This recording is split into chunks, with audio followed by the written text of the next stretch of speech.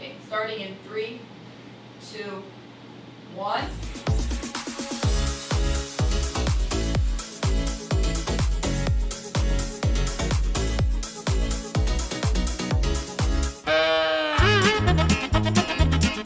Alright, so we just got back to school last week. We're going to see what people remember from last year.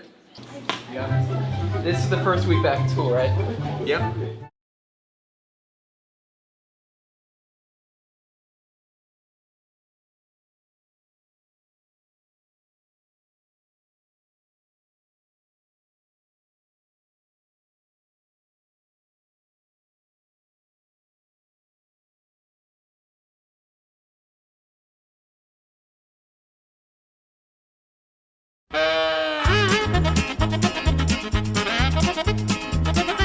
What's your name? Mike King. Alright, if you could go back in time, where would you go? I will go back when the dinosaurs were invented. Dinosaurs! I'd probably go back to the Giants' last Super game and be in the stands to experience that win.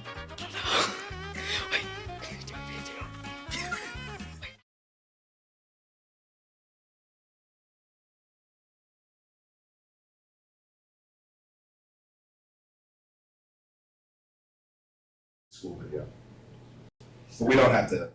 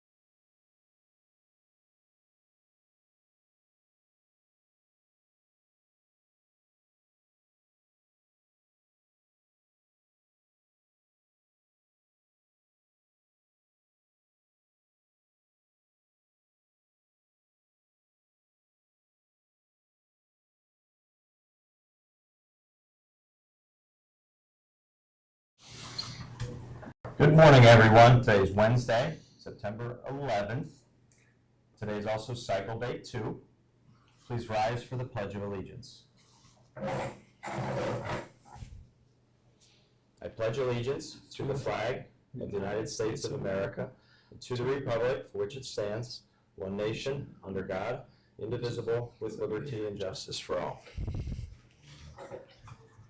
Thank you. Here are our daily announcements. First, for the Environmental Club. The Environmental Club will be having its first meeting of the year this Wednesday, today, during Flex in room 234. Come hear about the new greenhouse, upcoming field trips, and enlist new officers. That new greenhouse is really nice on the back part of the high school. It'll be exciting when they get to work on it too, right? Absolutely. Homecoming.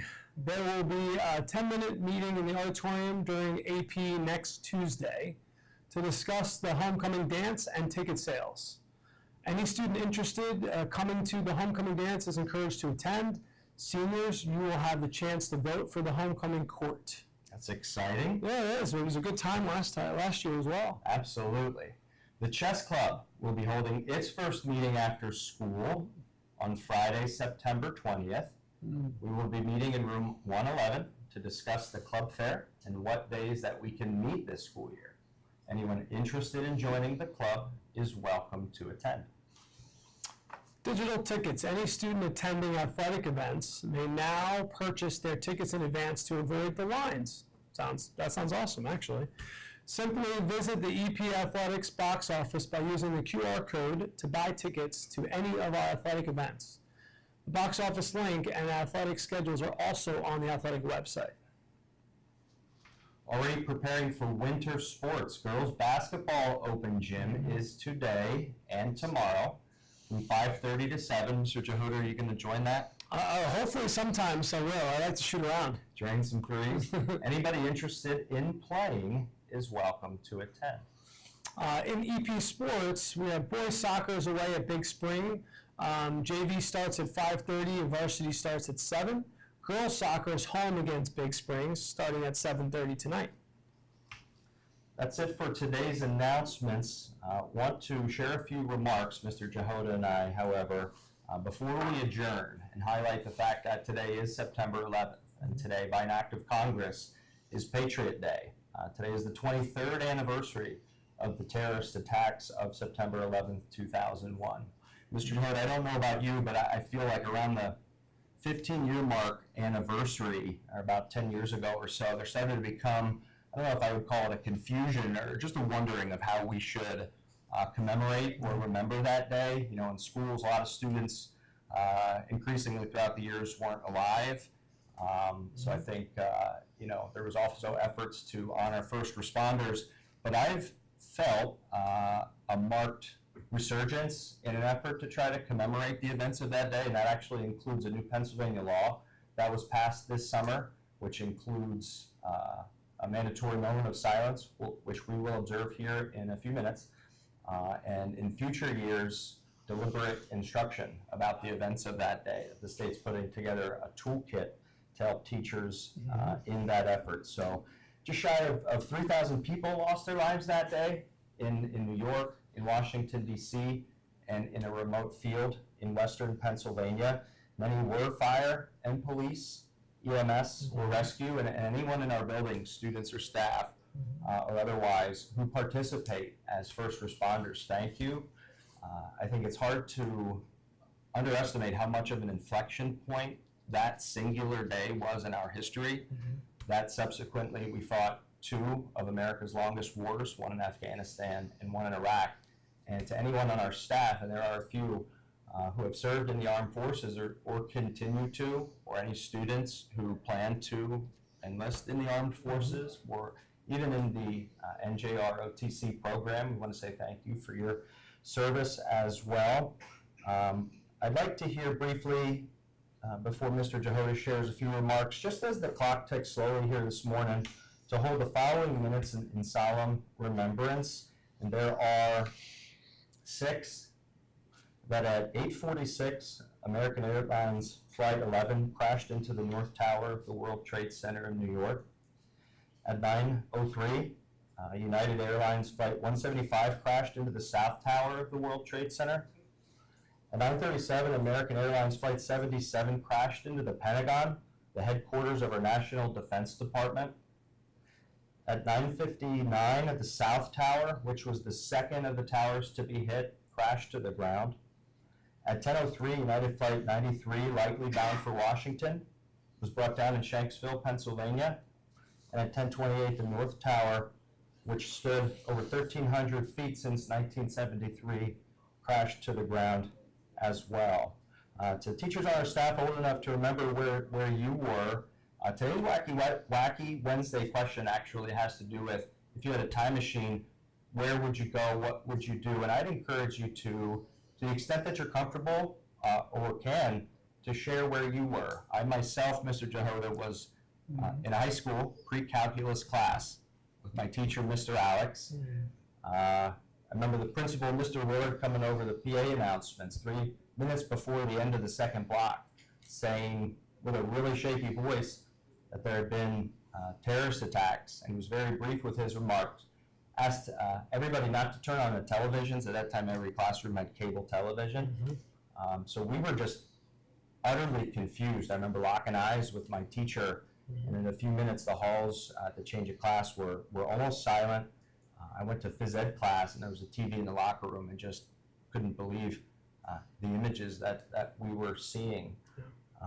Mr. Jehoda, you're from Long Island, New York. Yep. And so this probably affects you a little bit more closely or deeply than it did many even here in the school. What do you recall from that day? Yeah, I recall that day being, I can remember almost everything that happened. I was in middle school.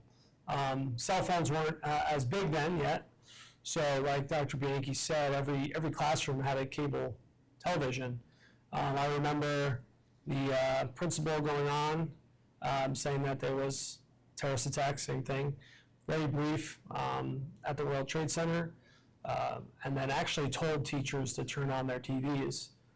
So we all were watching it. I saw the second tower get struck.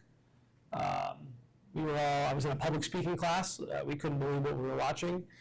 Later on that day, that still shakes me, is that since we only got 45 minutes from the World Trade Center, you could smell and you could see the smoke. And then also they made an announcement later on for students' direct names to come down to the office. And those were because they were affected with family members that were in the World Trade Center. One of my friends lost their father as well, and it was just something that was ground shaking. It was unbelievable. And yeah, it was a tough time. Appreciate you sharing that. Yeah. Amazing how closely it affected you.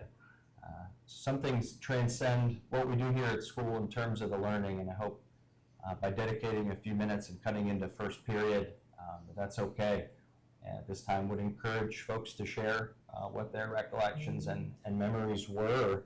But before we do that, let's observe a brief moment of silence.